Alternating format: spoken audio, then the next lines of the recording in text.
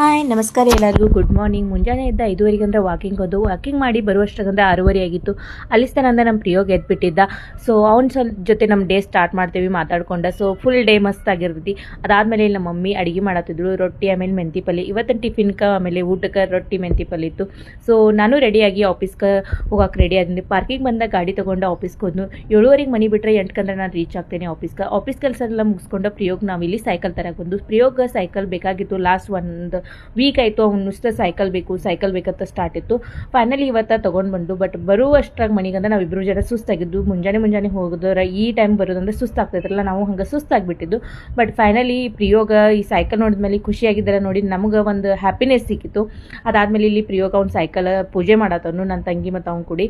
So ಪ್ರಿಯೋಗ cycle ಭಾಳ ದಿನ ಅದು ಬೇಡತ್ತಿದ್ದ, ಬಟ್ ಕೊಡ್ಲಾಗಿದ್ದು. ಯಾಕಂದ್ರೆ ಅವ್ನು ಪೇಷನ್ಸ್ ಅನ್ನೋದು ಕಲಿಬೇಕಂತ ನಾವು ಸೈಕಲ್ ಅವ್ನು ಬೇಡಿದ್ಮೇಲೆ ಜಲ್ದಿನ ತಂದು ಕೊಡಲ್ಲ. ಬಟ್ ಇವತ್ತು ತಂದು ಕೊಟ್ಟು ಅವ್ನು ಖುಷಿಯಾಗಿದ್ದ ನೋಡ್ರಿ ನೀವೆಲ್ಲರೂ.